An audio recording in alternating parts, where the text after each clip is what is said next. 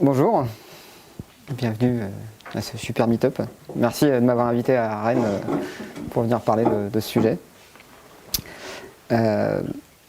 Donc je me présente, je m'appelle Émeric Wimbach, je suis MVP Microsoft Azure. Sur Twitter, vous pouvez me suivre @emericw et mon mail emeric@thecloud.fr. Donc à part Azure, le cloud de Microsoft, je suis aussi très fan de robotique et d'IA et techno. Donc là sur la photo, je pose avec Spot Mini de Boston Dynamics.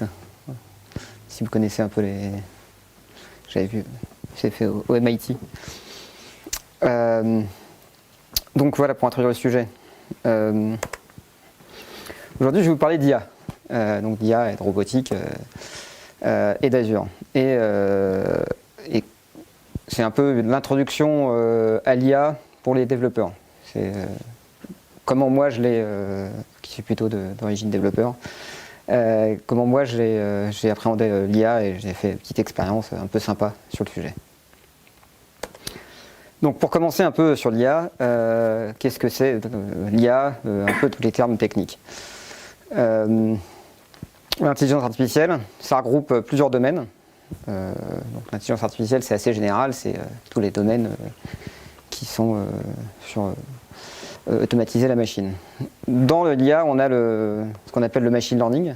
Le machine learning, c'est les statistiques, c'est l'apprentissage automatisé de la machine. Et à l'intérieur de ce même machine learning, on a le deep learning qui est une forme de machine learning. Donc, je vais vous en parler un peu plus.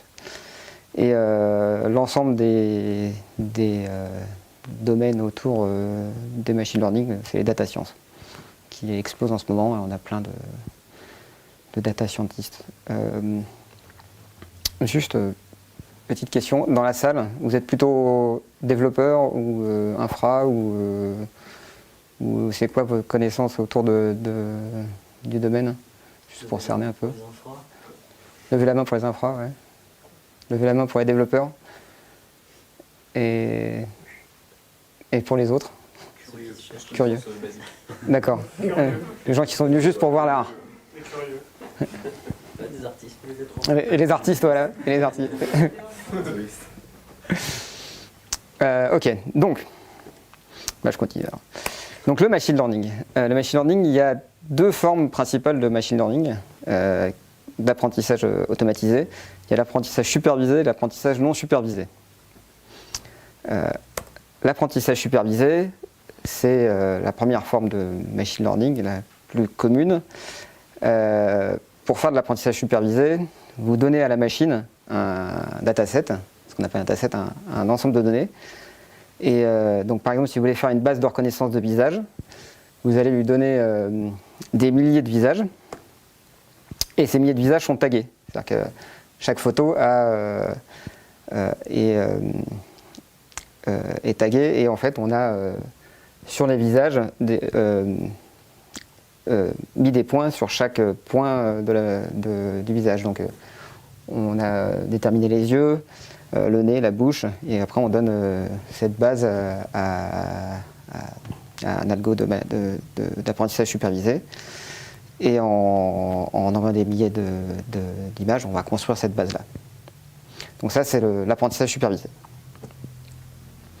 Donc l'apprentissage supervisé, c'est bien, c'est une forme de machine learning pratique, sauf que ça demande beaucoup de boulot pour faire ce premier set de données.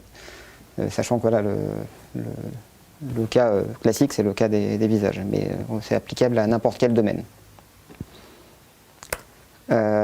L'apprentissage non supervisé, donc c'est un peu le Graal du machine learning, parce que l'idée c'est de pouvoir lui donner plein de données, totalement non, donc sans très peu travaillé avant en fait, donc sans avoir besoin de la taguer avant. Et donc ça, c'est ce qu'on appelle l'apprentissage non supervisé. Donc là, l'exemple qu'on a, c'est on va lui envoyer plein de photos de fruits et tout mélanger. Et c'est l'algo lui-même qui va trouver un pattern et qui va être capable de sortir un modèle à partir de ce pattern. Et donc il va être après capable de reconnaître si c'est voilà, une pomme, une banane, un citron. Donc ça, c'est la forme d'apprentissage non supervisé. Donc, aujourd'hui, je vous ai dit que la conf s'appelait l'art IA. Et donc, IA, art, c'est quoi le rapport? Alors, sur cette slide, si vous reconnaissez, c'est la nuit étoilée de Van Gogh. Et donc, pourquoi je vous parle d'art d'IA? De quoi c'est parti en fait? C'est justement, j'avais acheté ce super t-shirt à Seattle, qui est en gros Star Wars version Van Gogh sur la nuit étoilée. Et je m'étais dit, mais comment ils ont fait ça? Est-ce que ce serait possible d'automatiser ça avec de l'IA? Et comment on pourrait sortir ça? Donc j'ai fait quelques recherches sur le sujet et j'ai commencé à regarder un peu tout ce qui se fait dans l'IA et dans le domaine, parce que j'ai vu qu'il y avait pas mal de choses qui étaient sorties sur le sujet. Donc le premier sujet que j'ai découvert, qui s'appelle le Neural Style Transfer, qui est fait en fait avec un réseau de neurones et qui en fait permet via un algorithme de machine learning, de trouver le style d'un tableau et de le retranscrire sur une autre image. Donc ça s'appelle le Neural Style Transfer et c'est un des essais en fait de recherche sur l'IA. Et c'est ça qui permet de faire sur un tableau spécifique, en gros, de donner n'importe quelle image et de transformer une image en tableau de Van Gogh, par exemple, mais sur la nuit étoilée. Donc le Neural Style Transfer, ça marche que sur un seul tableau. Donc ça, c'est un des gros exemples d'IA. Donc j'ai continué un peu mes recherches sur le sujet, sur la réseau de neurones, et j'ai découvert quelque chose qui s'appelle les GAN, les Generative Adversarial Networks. Donc ça, c'était un des breakthroughs, un des gros points de grosses découvertes sur l'IA ces dernières années. En français, c'est les réseaux antagonistes génératifs. Ça a été inventé en 2014 par un chercheur à l'Université de Montréal qui s'appelle Ian Goodfellow. Et c'est un gros mélange de graphes computationnels et de théorie des jeux. Donc sur les détails techniques, recherche, mathématiques, je ne saurais pas vous expliquer plus que ça. Mais voilà, il y a un petit article assez rigolo que vous pouvez lire, je vous refilerai un peu le lien après. C'est sur l'origine de la création des GAN. Il y a un petit storytelling qui est assez rigolo, c'est un peu... Comme beaucoup, ça a été créé dans un bar à l'origine et sur une discussion, et après il a essayé ça en vrai. Donc, qu'est-ce que c'est qu'un GAN?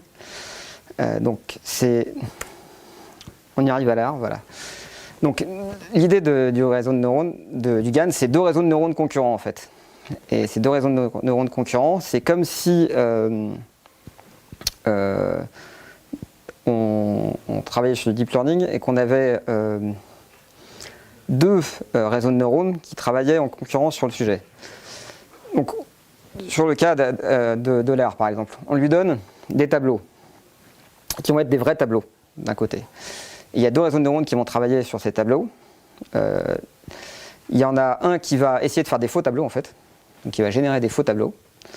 Et il y a l'autre qui va être ce qu'on appelle, dans l'exemple, le détective, qui va essayer de savoir si le tableau est vrai ou faux.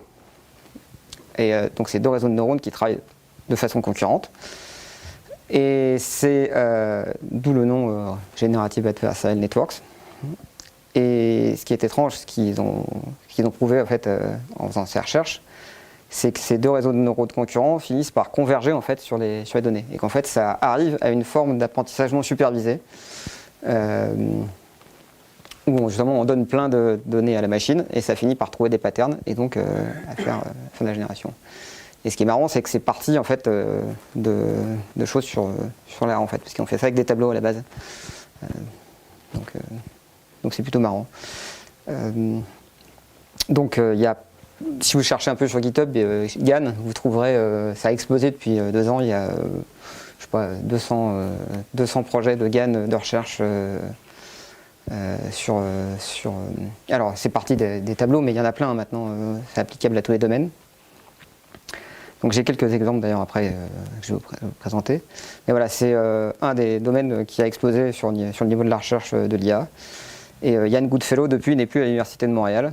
Maintenant, il a été embauché par Google et il dirige un gros labo sur l'IA. Oui, non, je ne veux pas vous interrompre. Oui, bien sûr. Juste une petite question. Du coup, dans ce type de cas-là, en fait, ça veut dire qu'il faudrait que du coup, la personne qui définisse l'algorithme définisse comment les réseaux de neurones doivent se trouver, si c'est un tableau réel ou pas. Oui. Alors, il y a un tableau, il y a un des réseaux de neurones qui fait des faux tableaux, qui essaie d'imiter le style qu'on lui envoie, et l'autre qui dit si le vrai tableau est vrai ou faux, en fait. Mais sur quelle base on pourrait coder en fait un algorithme qui détermine si c'est un vrai tableau ou un faux tableau? C'est vachement dur. En fait, c'est le réseau de neurones qui va déterminer ça. Alors dans le détail, Oui. non, on code le réseau de neurones en fait, on code pas l'algorithme. Ouais. Ah oui,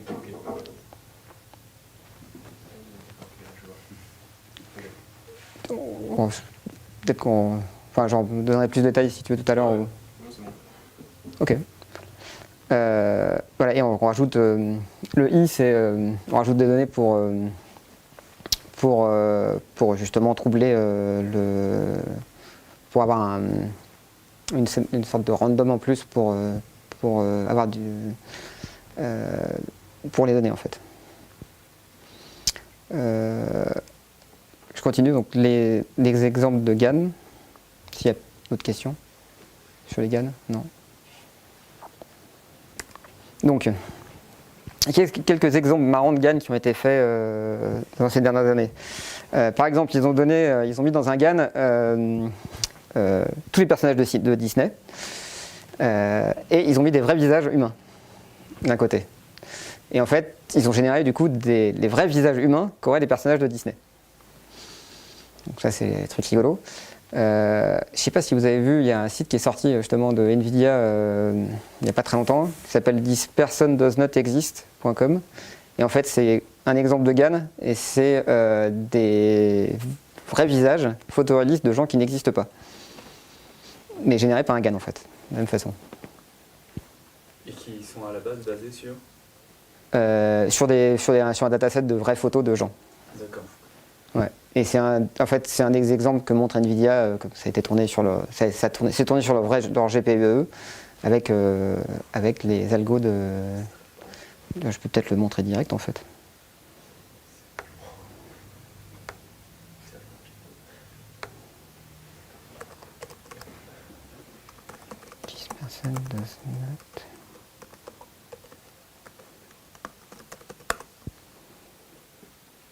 Voilà.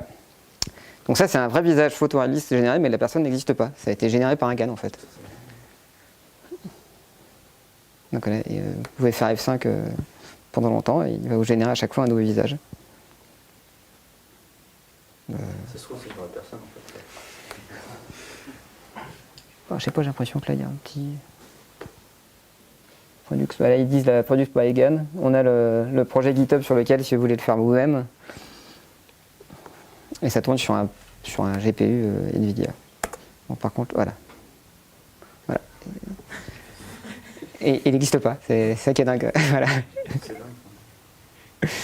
Donc voilà, on a atteint un niveau assez hallucinant sur le domaine. Donc ça a été. D'ailleurs, si vous voulez regarder sur le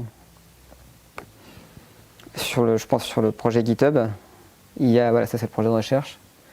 Je sais qu'il y a quelque part le projet GitHub, bon, là, je l'ai pas là. Enfin, il y a le dataset aussi, normalement en général sur ces projets-là, qui permettent de reconstruire des choses. Donc voilà. Donc je continue.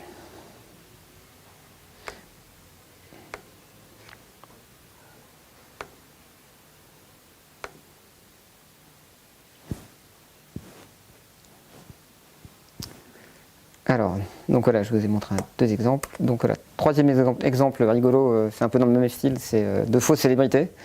Ils ont balancé un dataset qu'ils ont trouvé sur internet en crawlant pour mettre plein de photos de célébrités et ils ont généré des visages de célébrités.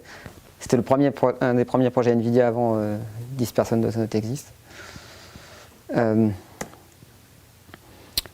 Alors, un autre algorithme qui a été utilisé, dont je vais vous parler plus longtemps après, et qui s'appelle le Cycle GAN. Donc lui en fait c'est 2 GAN, donc en fait finalement c'est 4 réseaux de neurones. Et le but du jeu c'est de faire marcher les choses dans les deux sens en fait. Dans ce qui s'appelle Cycle GAN. Cycle GAN, on lui donne par exemple des photos de paysages et des tableaux de monnaie, et il va être capable de transformer un paysage en tableau de monnaie. On lui donne des photos de cheval et des photos de zèbre, il va être capable de transformer un zèbre et un zèbre en cheval. Et ça marche en photo et en vidéo. Donc moi c'est celui que j'ai utilisé sur le projet que j'ai fait après pour tester, et donc je vous en parlerai un peu plus après. Il y a, là, la slide n'est pas très visible, mais il y a des gens après qui sont amusés à faire du coup de l'art complètement généré par de l'IA et qui ont balancé plein de tableaux d'art moderne et qui ont juste recréé des nouvelles œuvres d'art moderne créées par une IA. Donc il y a un algo qui fait ça. Tu prends par exemple tous les tableaux de Picasso et tu recrées un Picasso. Voilà. Tu recrées un Picasso. C'est ça l'idée. Donc, ouais. Le truc a même pris un peu d'ampleur parce qu'il y a un collectif qui s'appelle Obvious qui a fait ça en mode artiste, collectif d'artistes. Ils ont balancé, voilà, ils ont éduqué un GAN avec des tableaux. Ils ont généré un portrait de Edmond Bellamy. Ils étaient dans le marché de l'art, ils l'ont mis aux enchères dans l'art. Ils ont fait un peu de buzz autour. Et ils ont réussi à vendre une des toiles à 435 000 $ chez Christie's dans une vente aux enchères, dans un truc d'art classique. Donc là, ça a fait pas mal de buzz parce qu'on en a vu, ça a été dans les news, premier tableau créé par une IA, etc. Voilà, vendu à 435 000 $. Évidemment, ça, oui. Quand ça a été vendu, ils ont annoncé que ça avait été généré par une intelligence artificielle. Ouais, ça fait partie de. Oui. Mais là, en fait, ça a soulevé surtout un problème, c'est que l'algorithme qui a permis de faire cette toile a été récupéré sur GitHub. Alors, c'est pas eux qui ont codé l'algo. C'est pas eux qui ont codé l'algo. C'est pas eux qui ont codé l'algo. C'est pas eux qui ont. En fait, le dataset, il a été fait à partir d'autres tableaux. Donc voilà, ça a soulevé plein de problèmes. Et puis voilà, c'est pareil, ça a posé des questions. Qui c'est qui a créé l'œuvre? Est-ce que c'est l'IA? Est-ce que c'est les gens derrière? Ça fait plein de choses. Voilà. C'est pour ça que j'ai appelé ma conférence l'avènement des robots artistes. Parce que voilà, on y arrive. Donc, ce qui est rigolo, c'est qu'il y a des gens du coup qui s'en sont servis aussi pour faire des vraies choses dans la vraie vie, travailler. Dans l'industrie de la mode, il y a des gens qui ont sorti un GAN pour générer des chaussures, des images de chaussures à partir des sacs. Donc c'est rigolo. Et donc je ne sais pas si c'est ce qu'on trouve sur GitHub. Je ne sais pas si ils en ont fait un vrai cas et qu'ils vendent vraiment les chaussures, ils vendent vraiment les sacs derrière. Mais voilà, il y a des applications concrètes qui arrivent sur les GAN. Tu veux dire quoi, pouvoir virer tous les gens du marketing? Ouais, c'est ça, exactement. Alors j'ai même une petite vidéo rigolote sur ce qu'on peut faire avec un GAN. Il y a du son ou pas? Ouais, c'est sur mon PC que je vais. Il y a du son.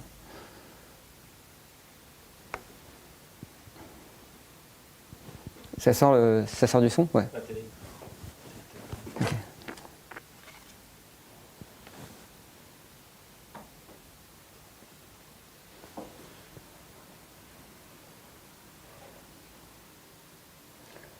Ouais, donc on reste dans le. Je sais pas si j'espère que ça peut être trop fort. Voilà. Dans l'industrie de la mode, il y a des gens qui ont sorti un GAN pour générer des chaussures, des images de chaussures à partir des sacs. Donc c'est rigolo. Donc je ne sais pas si c'est ce qu'on trouve sur GitHub. Je ne sais pas si ils en ont fait un vrai cas et qu'ils vendent vraiment les chaussures, ils vendent vraiment les sacs derrière. Mais voilà, il y a des applications concrètes qui arrivent sur les GAN. Tu veux dire quoi, pouvoir virer tous les gens du marketing? Ouais, c'est ça, exactement. Alors j'ai même une petite vidéo rigolote sur ce qu'on peut faire avec un GAN. Ouais, il y a du son ou pas? Ouais, ouais, c'est sur mon PC que je vais. Il y a du son.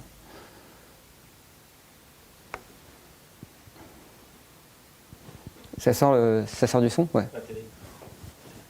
Ok.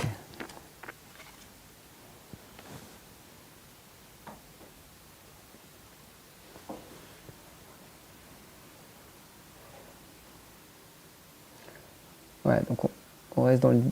Bon, je sais pas, j'espère que ça va pas être trop fort. Voilà. Et ça marcherait aussi avec la musique, ce système-là? Ouais, ça peut marcher avec de la musique. Alors, j'ai pas d'exemple avec de la musique, mais il y a des gens qui ont essayé aussi avec de la musique, ouais.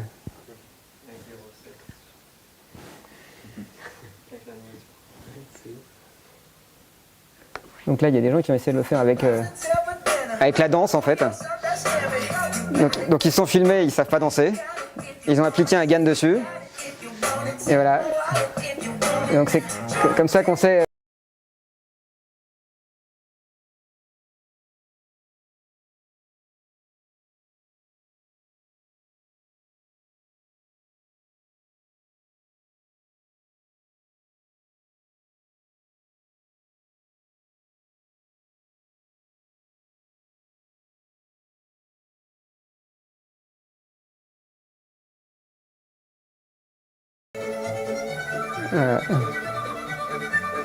Un super laptop comme voilà, sur Facebook, et il y a un GPU Nvidia et vous pouvez faire ça.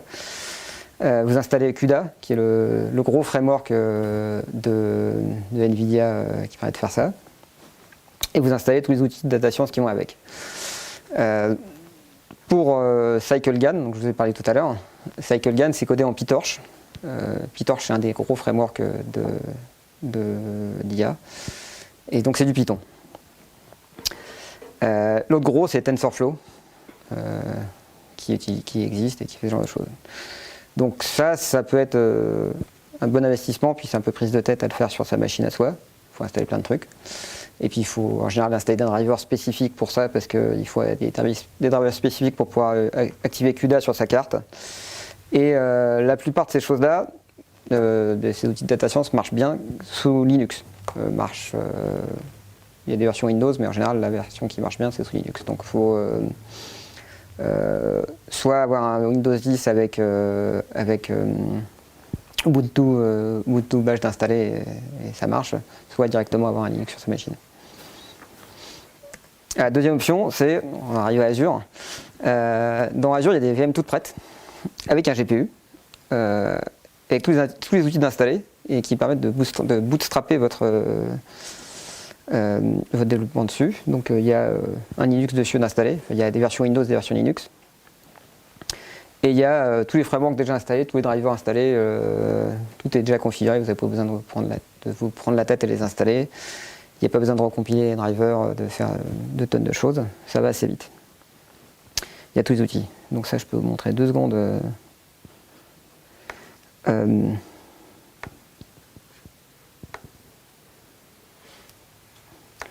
un tout petit peu plus sur le portail. Ouais.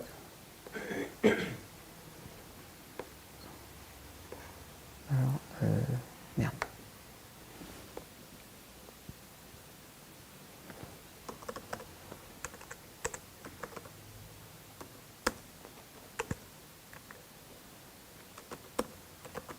Voilà. Alors, il y a donc du coup les VM qui sont directement prêtes, direct avec plein de choses installées, toutes les versions de Python qui vont bien, tous les outils qui vont bien.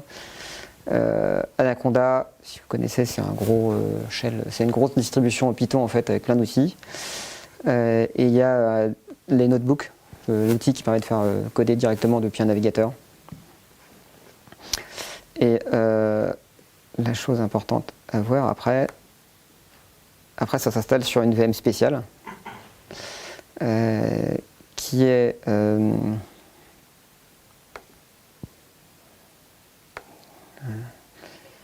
voilà, qui sont des grosses VM qui coûtent très cher. Alors là, c'est là qu'il vaut mieux être MVP quand vous faites ce genre de choses. Parce que non, c'est TNC, voilà. Parce que voilà, ça c'est les VM GPU. Voilà. C'est le coût mensuel. Voilà, ça c'est le coût mensuel, voilà, que vous voyez là. Donc voilà, la moins chère, elle coûte 731 € par mois. Donc voilà, ça coûte un peu cher, il vaut mieux. Donc moi j'ai pris avec ma souscription MVP, j'ai la chance d'avoir ça. J'ai pris une VM à 731 €, c'est déjà cher. Je l'ai donc démarré, bootstrappé, j'ai installé ce qu'il fallait, j'ai installé donc l'algo CycleGAN, j'ai fait du Python, j'ai récupéré un dataset avec des tableaux de Van Gogh, donc avec 400 tableaux de Van Gogh.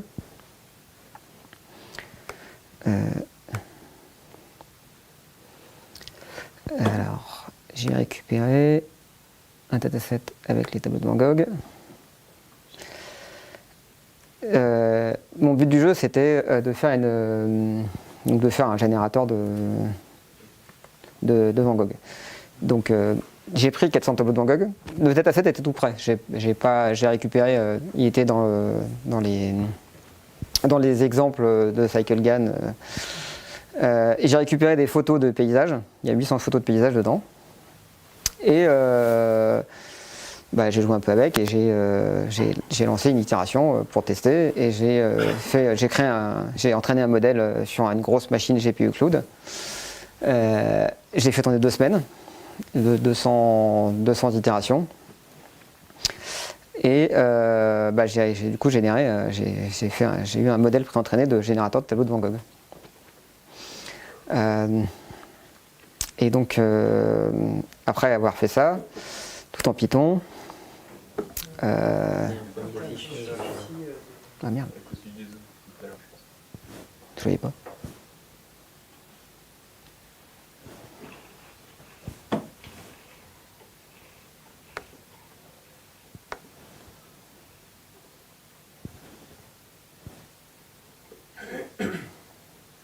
C'est bon, c'est reparti. Donc voilà. Bon, ça c'est ce qui a marqué, c'est ce que je vous l'ai dit à l'oral, mais bon. Donc j'ai sorti un générateur de tableau de Van Gogh. Et du coup, j'en ai fait une. Après, j'ai codé un peu, j'en ai fait un bot derrière. Avec ces tableaux de Van Gogh. Je me suis dit, je vais faire un truc rigolo, je vais aller créer un compte Instagram à Van Gogh. Et du coup, je lui ai créé un compte Instagram et j'ai fait une archi tout en Azure Functions, V2 en Linux, pour tester les functions Linux en Python. Et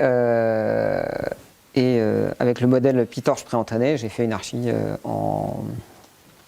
en Functions pour générer les choses.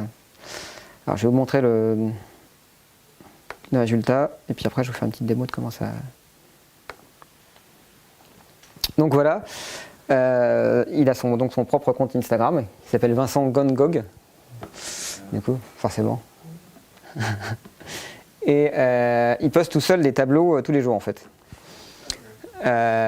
Donc en fait il y a une première function qui va en fait tous les jours chercher une image libre de droit sur une splash en fait, une image de paysage, et qui va prendre cette image libre de droit sur une splash, qui la stocke dans un blob Azure. J'ai une deuxième fonction qui se déclenche quand il y a un nouveau blob, qui prend ce blob, qui l'a fait passer dans le modèle PyTorch pré-entraîné, qui a été pré-entraîné avec les tableaux de Van Gogh, et qui la poste sur Instagram. Donc ça, c'était la première étape de mon bot. Comme je poussais un peu le truc. Ça m'amusait bien. J'ai continué à faire vivre le projet. À rajouter des choses, parce que je trouvais ça assez marrant. Et, chaque fois, j'en parlais en conf, on me donnait des idées pour rajouter des choses. Donc, du coup, j'ai rajouté un autre algo pour. Parce que j'avais les images, mais j'avais pas de texte derrière. Donc, vous faites un post Instagram, il faut avoir un petit texte derrière, sinon, c'est pas drôle. Donc, du coup, j'ai essayé les Cognitive Services de Microsoft. Et j'envoie la première image avant qu'elle passe dans le générateur, dans le modèle préentraîné. Je l'envoie à Cognitive Services et elle me génère un texte. Et du coup, elle me génère aussi maintenant des hashtags. Le texte, c'est la description de l'image. Donc le premier texte qui est ici, là, c'est la description de l'image que Cognitive Services a trouvé. Au début, je l'avais fait avec un vrai algo en TensorFlow, qui est l'autre. Je l'ai délégué à Cognitive Services pour tester. Ça marche plutôt bien, ça marche aussi bien, il n'y a pas besoin d'avoir une grosse machine pour le faire tourner. L'autre truc qui est pratique, c'est qu'il y a un truc dans Cognitive Services qui vous génère directement les hashtags. Donc les hashtags, c'est quand même génial si vous voulez faire de Instagram, si vous voulez avoir des followers, parce que j'ai lancé le compte Instagram, au début il avait 3 followers, quoi. Puis il a gardé 3 followers pendant longtemps en fait. C'était après, quand je l'ai montré en conf, c'est les gens commençaient à le suivre quand j'étais en conf et c'est tout, quoi. Mais voilà, maintenant il génère des hashtags. Et donc à chaque fois qu'il fait un post, ça fait des jolis hashtags et il y a des gens qui le suivent. Parce que Instagram c'est bourré de bots de partout et il y a plein de bots qui suivent juste des gens avec des hashtags en fait. Donc voilà, donc comme il poste des trucs nouveaux tous les jours, les photos elles sont complètement random, elles viennent d'Unsplash, il y a des nouveaux hashtags qui arrivent tous les jours. Et puis la dernière conf que j'ai fait sur le sujet, on m'a dit mais c'est génial les gars, tu devrais avoir un truc qui génère des poèmes. Ce serait génial si tu avais un truc. Et en fait, j'ai regardé les derniers travaux de Microsoft Research, et il y avait 2 chercheurs qui avaient fait un générateur de poèmes en TensorFlow à partir des images. Donc c'est ce que j'ai fait en fait. Du coup, je suis allé récupérer ce projet, je l'ai remis sur ma VM Data Science pour tester. J'ai refait le modèle pré-entraîné, j'ai refait exactement toutes les mêmes étoiles, j'ai refait un modèle. Et voilà. Et tout ça, ça tournait sur ma machine VM Data Science qui coûtait un bras, 730 € le mois. Mais bon. Je me suis dit quand même, si jamais un jour j'ai quand même besoin de mon crédit MVP pour faire des vrais trucs, des vrais clients, il faudrait que je change cette architecture et que voilà, je fasse un truc un peu plus sérieux comme si je faisais pour un client, quoi. Donc c'est là que je me suis dit, je vais faire du functions et du coup ça va pas coûter très cher, il va juste tourner à chaque fois qu'il poste. Donc j'ai refait une archi en functions, en Azure Functions. Et ça a été l'occasion de tester les Azure Functions en Python, en Linux, qui sont encore en preview chez Azure. Alors je sais pas si vous avez déjà essayé les functions, le serverless dans Azure. La nouvelle version des functions V2 Linux, ça marche avec des containers Docker en fait. Donc on peut les faire tourner en local et on génère des containers Docker et on les fait tourner en local. Et les containers Docker, on peut les mettre où on veut en fait. On peut les mettre dans Azure, dans un app service, mais on peut les mettre chez soi, on peut les mettre ailleurs. On peut les mettre du coup soit en pure functions dans un vrai plan functions dans Azure ou dans un plan app service, un truc plus gros. Parce que le but du jeu à la base c'était quand même d'essayer de faire baisser le prix de ma facture Azure là-dessus. Alors je l'ai fait baisser un peu mais pour l'instant pas tant que ça. Parce que mon modèle PyTorch qui a été pré-entraîné sur la VM Data Science, quand il tourne sur un CPU et pas sur un GPU, en fait il consomme beaucoup de RAM. Donc du coup, sur le plan functions de base, ça marche pas. Parce qu'il n'y a pas assez de RAM sur les functions de base.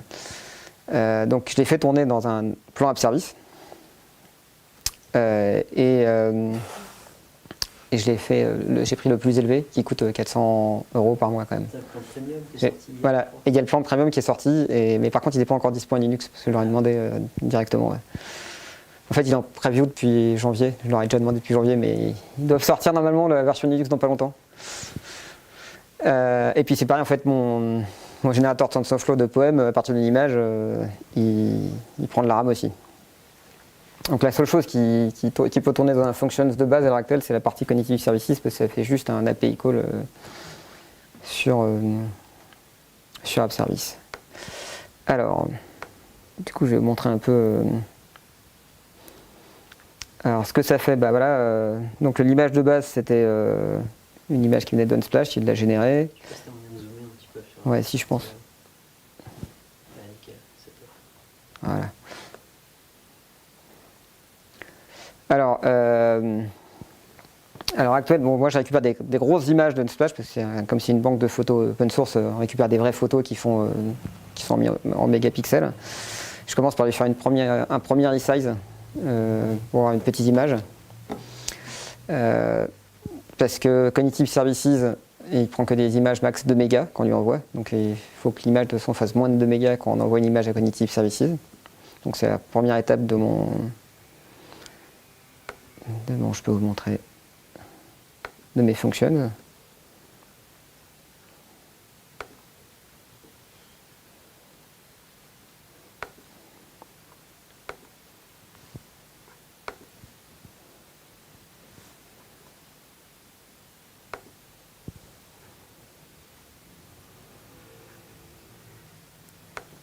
Voilà. Alors.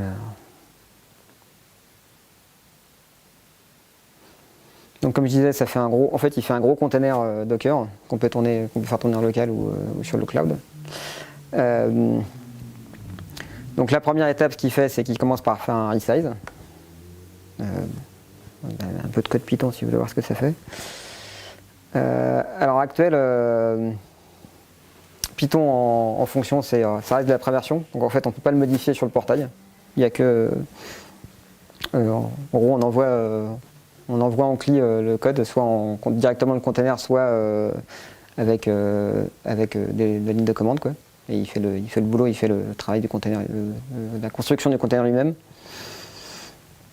Voilà, donc moi je fais juste un resize. J'ai installé des choses dans mon container qui font. J'ai installé Image Magic et les packages qui vont bien. Donc il fait son resize, il envoie son image à Cognitive Services d'un côté, il prend l'image, il le fait passer dans le modèle de Deep Learning qui a été créé pour GonGog. Voilà. Et en fait, il fait une grosse ligne de commande en Python avec les bons paramètres. Je la génère. Du coup, ce que je disais, le Deep Learning, ça prend de la RAM. Surtout PyTorch est moins optimisé que TensorFlow à l'heure actuelle. Donc PyTorch, il génère des plus petites images. Ça génère l'image.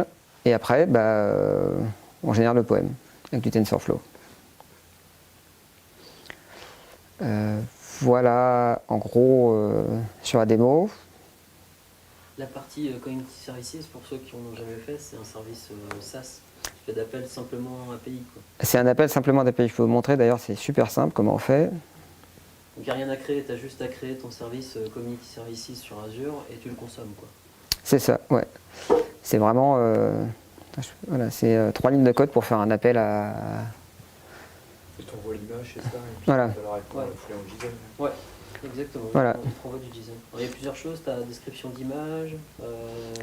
En fait, là, tu as le code que ça fait. En fait, tu as un certain nombre de services d'API, en fait.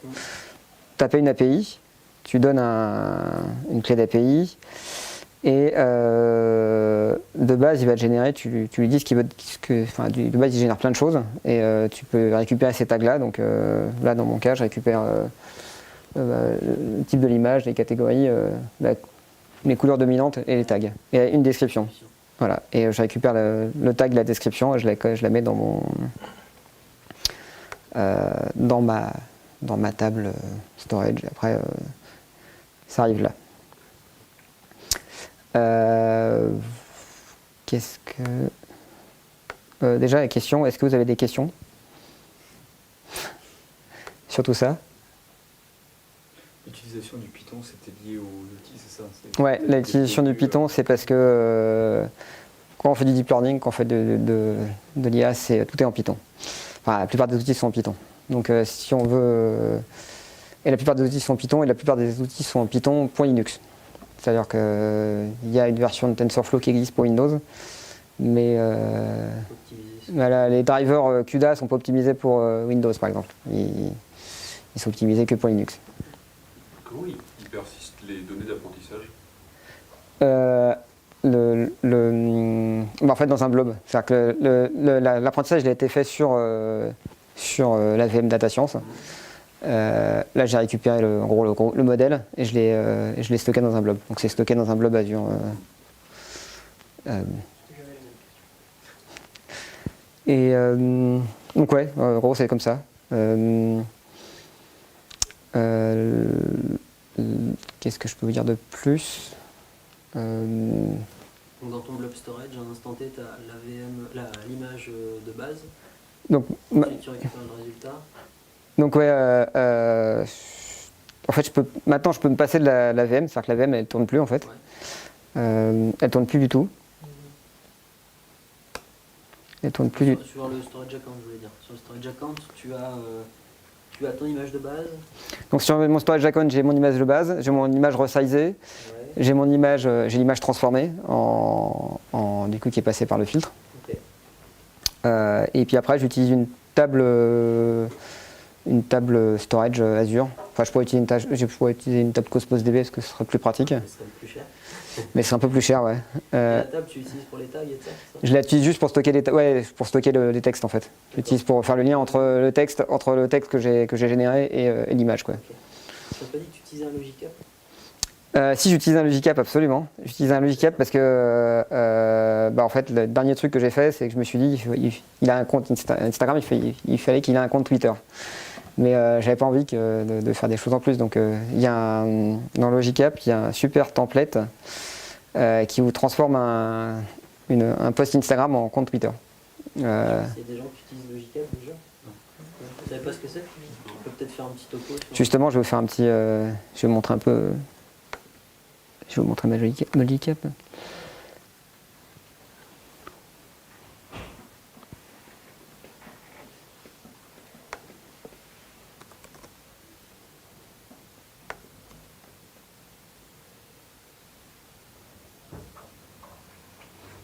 Ouais, alors je vais faire un groupe de ressources à elle parce que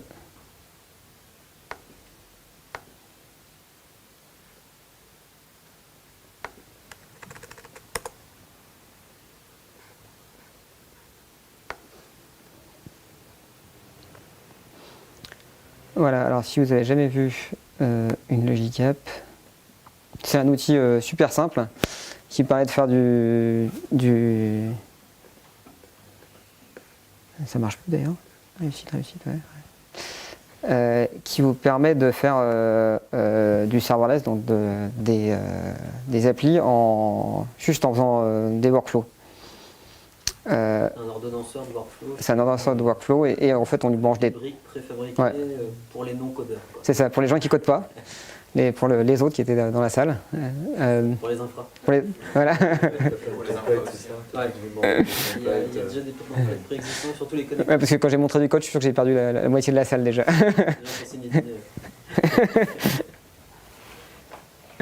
Voilà, donc il y a un template tout bête qui est direct dans Logicap. On n'a vraiment rien à faire, juste à configurer. Et qui vous transforme, vous lui filez votre compte Instagram, votre compte Twitter, il va vous transformer le post Instagram en tweet. Parce que je sais pas si vous avez vu dans Instagram, en fait, on peut poster un truc automatiquement sur Twitter, mais en fait, il met pas l'image, en fait, il met juste un lien vers Instagram, donc ça fait pas un vrai post Twitter quand on fait ça. Et donc, voilà, avec Logicap, on a directement En gros, tu as un trigger et après, tu as une suite d'actions. C'est ça. Il y a un trigger. Le premier, c'est When I upload a new media. Donc, quand il y a un nouveau post sur Instagram, lui, il va faire du coup un HTTP là-dessus, récupérer l'image et après, on lui dit ce qu'on veut dans le texte du tweet et dans l'image, quoi. Sachant que la brique post a new tweet, c'est un truc tout fait, quoi. Ouais, sachant que là, toutes les briques, j'ai rien écrit. Hein. Voilà, j'ai juste configuré. Et je lui ai juste dit. T'as moyen d'en montrer une vide, à tout hasard? Ouais, je peux. Logicap 9, tu vois. Je peux m'en faire une en live là. Les sorties et puis les entrées, j'imagine, au niveau des boîtes, c'est ça? Ouais, tu peux récupérer, alors, typiquement sur la Logicap, là, tu récupères les métadatas de son Instagram, la photo, etc. Et il te ressort tout au format JSON, où tu es capable de récupérer dans la tâche d'après l'URL, l'heure du tweet, du post Instagram, etc. C'est que du HTML, tu peux faire des trucs plus complexes, comme taper une base de données. Non, tu peux faire plein de choses. Je vais test. Je vais appeler test. C'est vraiment le couteau suisse, à la fois sur Azure déjà, puisque tu es capable d'attaquer tout type de service de manière super simple, et étant donné que tout est géré nativement, bah, c'est top. Et en prime, il y a énormément de connecteurs avec le monde extérieur. Tu as des connecteurs, Twitter, Instagram, ça on l'a vu, mais tout ce qui est Adobe, enfin, il y a plein de trucs, quoi. Il y a plein de choses. Des trucs sur Google aussi, je crois, enfin, il y a tout. Bon, on arrive sur quand on crée une Logicap, il ouvre comme ça sur un template avec plein de choses. Et donc voilà, on commence par définir un trigger. Et Logic App. Ouais, donc là j'ai utilisé plein de briques dans le projet. Il y a Logicap, il y a les VM Data Science, il y a les Azure Functions, il y a le storage avec les blob storage, les table storage, il y a Cosmos DB qui peut être utilisé. Voilà, et le template il est directement voilà, ici voilà, partager mes notes photos Instagram sur Twitter. Donc pour créer ce que j'ai fait, ce qui poste un compte Instagram, il y a juste à cliquer dessus et choisir ce modèle et après on va le configurer, quoi. Et si t'en prends une toute vide, juste histoire de montrer les connecteurs, par défaut les triggers. Ouais. Cool. Hop. Ouais, tout. Voilà, là j'en ai une toute vide. L'image qui est mise. Ouais, tout. Nouvelle ligne en Cosmos, dans SQL, dans le blog. Donc voilà, donc il y en a plein, quoi. Ça peut être Ouais, les tables, tout. Ouais, tous. donc ça peut être un peu tout ce que vous avez envie, quoi. Il y a Adobe, il y a Azure DevOps, si vous voulez automatiser des pipelines Azure DevOps avec ça. Ça peut se brancher sur Office 365, ça peut se brancher même sur Google, sur Gmail si vous voulez. Ouais, pas que le monde Microsoft. Voilà, parce que là, ça peut être lors de l'ajout d'événements à un calendrier Google. Ouais, ça, c'est ouf. Ouais, il y a vraiment plein de choses et c'est vraiment super pratique à utiliser. Et voilà, c'est lorsqu'un fichier est créé sur Dropbox, sur Dynamics 365.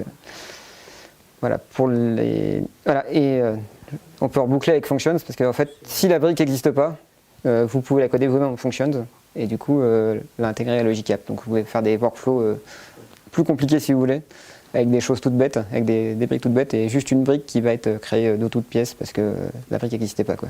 Tu peux même rajouter des conditions. Ouais. On peut faire des trucs. Et on peut faire des conditions. Ouais, là il y a. Des conditions, etc. Non, c'est assez puissant et voilà, les premières versions n'étaient pas super stables. Maintenant, ça marche vraiment bien. Et ouais, c'est vraiment un bon truc, quoi. Et les templates sont proposés publiquement parce que moi je peux en créer un. Je crois que les templates, je crois qu'ils sont sur GitHub, donc je crois. On a sur GitHub et ils ont un site aussi. J'ai oublié le nom, je l'ai sur mon post, mais c'est pas un GitHub, mais c'est un website où ils proposent un paquet de templates sympas. Typiquement, recycler des images, ce genre de choses. Ouais. Et derrière, finalement, ça reste du Voilà. Et après, en fait, le code derrière, c'est du JSON qui est défini. Ouais, mais... ouais.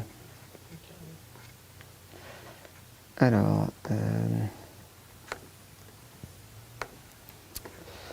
Est-ce que vous avez des questions encore sur l'archi en général? Non? Non, c'est bon. Ok. Alors. Ouais. Ah, du coup, je vais dire merci pour cette conférence. Merci à toi. Voilà. Suivez-moi sur Twitter, et suivez Vincent aussi. Là, tu devrais le mettre à la fin. Bah, je l'ai mis dans la slide d'avant. Voilà. Donc suivez Vincent Van Gogh. Suivez-moi encore. Voilà. Et pour finir, je vais vous parler du Global Azure Bootcamp. D'ailleurs, tu veux peut-être venir en parler un peu. Ça se passe partout dans le monde. Il y a 300 endroits dans le monde où ça se passe. Et il y a 6 endroits. C'est le record cette année d'ailleurs. Ouais. 280 l'an dernier, je crois. Ouais, donc là on est passé à 300 cette année. 300 lieux dans le monde qui font le Global Azure Bootcamp, partout, le 27 avril. Et à Rennes, ce sera ici, Exactement. le closer, et c'est Yoann qui l'organise. Ce sera une journée dédiée au techno Azure. Donc on lance ça pour la 2e édition, on l'avait lancé l'année dernière, donc on relance ça parce que ça avait plutôt bien marché. Donc voilà, comme l'a dit Émeric, ça se passe le samedi, certes, samedi 27. Venez nombreux, il y aura de la bière, il y aura tout. Et puis donc surtout un beau panel parce qu'on aura 7 speakers, dont des personnes ici présentes, des MVP, etc., etc. Donc pour nous parler de vrais retours d'expérience. N'hésitez pas à en parler autour de vous aussi, ce sera un plaisir de vous accueillir. Il y aura le déjeuner de ça de prévu, il n'y a pas de souci pour ça. Donc voilà, on sera 27 avril. 27 avril. Ouais. Il y aura des ateliers, c'est ça? On se permettra de mettre le lien d'inscription dans le meetup, de ce soir. Je scrutais, c'est toujours pas pareil. Ah oui, vous l'avez pas? Je sais pas, Sur quoi? dans les events, à moins que je Ouais. Alors il est sur Eventbrite. Tu l'as peut-être pas mis sur Meetup. On n'a pas mis sur Meetup, on aurait peut-être dû. Ouais, moi on l'a mis sur Meetup On à va Paris. peut-être le mettre sur le Meetup en plus, ou on verra. Donc n'hésitez pas à en parler autour de vous, on va vous remettre le lien d'inscription dans le mug. Et on espère vous voir le 27. Voilà. Et si vous êtes à Paris, vous êtes le bienvenu à Paris pour faire le Global Azure Bootcamp. Par contre, je refais la même conf à Paris, donc voilà. On aura 2 tracks, donc vous n'êtes pas obligé de voir la mienne. Et pour ceux qui auraient vraiment la flemme de se déplacer, qui peuvent pas, par impératif, je crois qu'il y a une version online cette année. Ouais, en Donc, plus exceptionnellement online cette année. globalazureboootcamp.net, je crois, faut vous taper Global Azure Bootcamp sur Google ou sur Bing. Et, et vous tomberez directement sur le website et il y a une version online, c'est la première année je crois. Ouais. Donc il y a une grande chance par contre que les tracks soient en US, enfin en Ouais, ce sera en anglais. mais voilà, il y aura certainement des choses intéressantes. Ouais, Il sera quand même mieux de venir ici avec nous. Ouais, c'est sympa le ici. 27. Mais sinon, si vous n'êtes pas ni ici ni à Paris, Lyon, Strasbourg, Bordeaux ou Aix-en-Provence en France, voilà, il y a ce qu'il faut. Faire. Ouais. Merci à tous. Ouais, merci. En tout cas, on espère vous voir la prochaine fois.